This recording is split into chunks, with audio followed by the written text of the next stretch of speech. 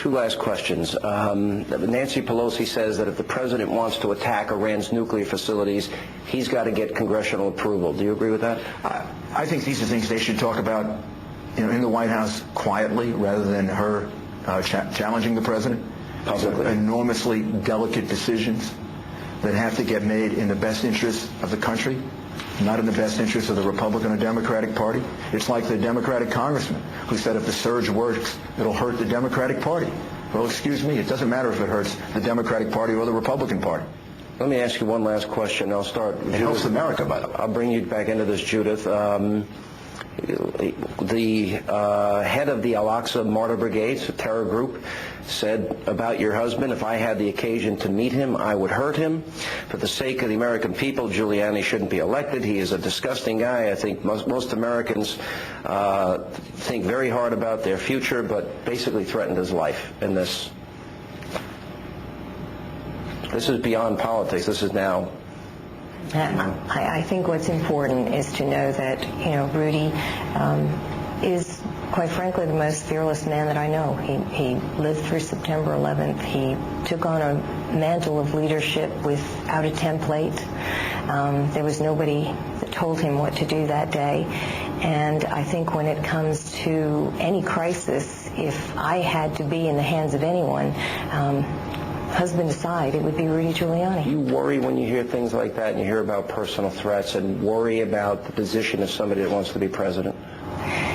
Well, of course, when you love somebody, you think about these things. But again, Sean, we've lived through so much at this point, and so I don't focus on these things. I'm able to put them all in perspective, and I'm a positive person.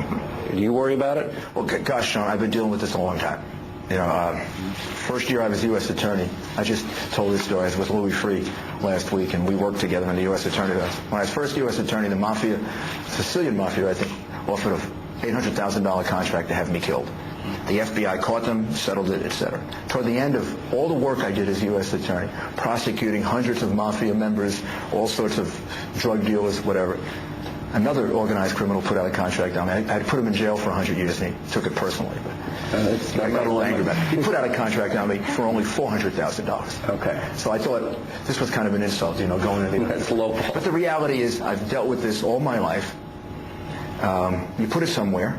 Mm-hmm. I've had to be responsible for the safety and security of my assistant U.S. attorneys, for the law enforcement people that work with me, then for 8 million New Yorkers, and then who knows how many on September 11th. And you do your job, and you pray to God, and you ask God for guidance, and whatever's going to happen to you happens to you. But while you're alive, you better be doing what you think are the right things to help people. And if you do that, it's all going to work out. I mean, we're all here, and there's a plan, and we're all kind of working it out and asking for guidance and figuring it out. And if you got to live with threats, you live with threats. You just put them somewhere, and you don't let them. But what you don't let them do is stop you from doing what you think is right. When that starts to happen, and I would say this to some of my assistants, if it starts getting you too nervous, and then there are other things to do, other jobs you can do. The threats have to be put in the right place, and they can't interfere with the decision-making you're going to do. And you better have had experience with that, because I know about the threats to a president of the United States. I worked for a president, and I was a U.S. attorney and investigated this.